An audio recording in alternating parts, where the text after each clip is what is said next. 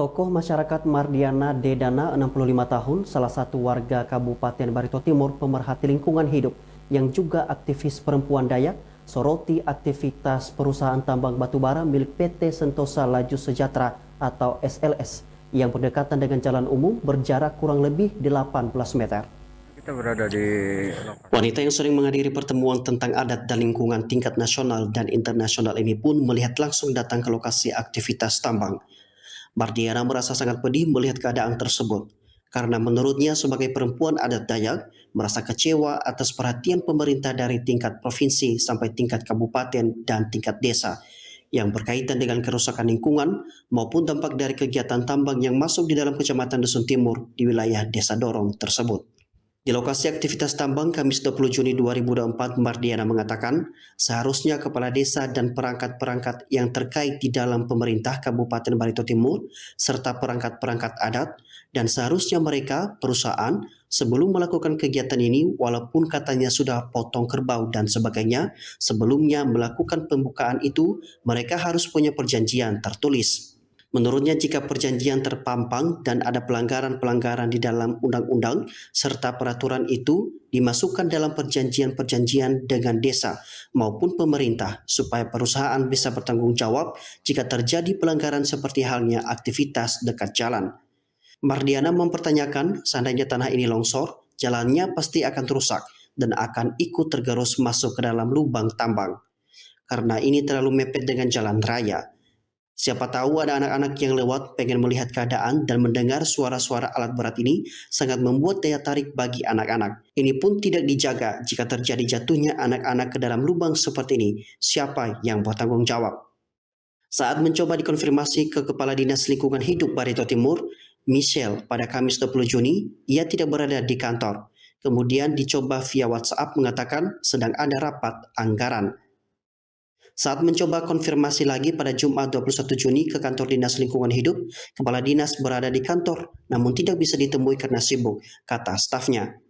Sementara manajemen PT Sentosa Laju Sejahtera, Andi Ramdhani, Zain, saat dikonfirmasi melalui via handphone terkait keluhan warga mengatakan bahwa pihaknya belum bisa menanggapi dan akan berkoordinasi dengan pihak manajemen secara teknik terkait jarak ataupun aturan. Sangat pedih rasanya melihat keadaan seperti ini, karena kalau bagi saya sebagai perempuan adat Dayak, saya merasa kecewa atas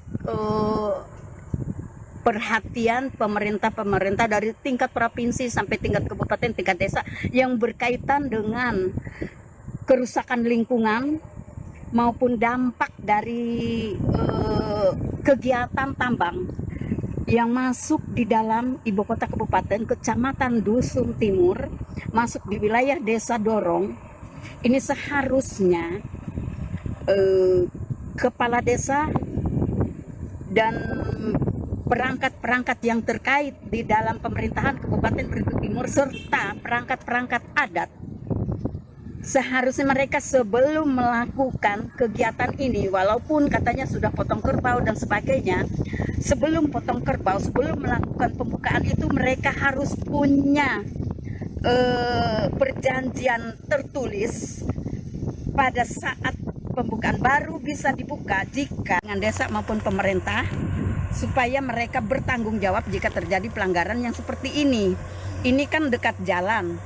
Seandainya tanahnya ini longsor, nanti kan jalannya pasti akan akan rusak dan akan ikut tergerus masuk ke dalam lubang tambang. Kemudian ini terlalu mepet dengan jalan raya. Siapa tahu ada anak-anak yang lewat pengen melihat keadaan dan mendengar suara-suara gemerisik, gemuruh, gemetar, meraung seperti ini. alat berat ya? Jadi suara-suara alat berat ini membuat daya tarik bagi anak-anak, sehingga ini pun tidak dijaga. Jika terjadi jatuhnya anak-anak ke dalam lubang-lubang seperti ini, siapa yang bertanggung jawab? Ya.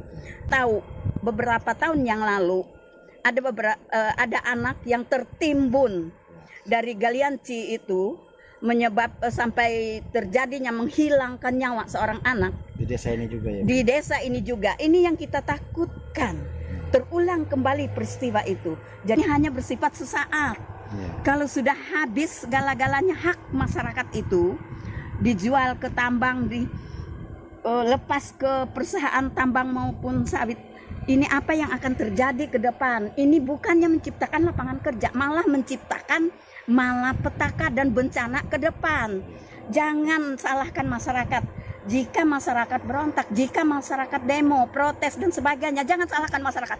Tapi koreksi kinerja pemerintah yang terkait dengan perusahaan-perusahaan yang ada di seputar Barito Timur ini.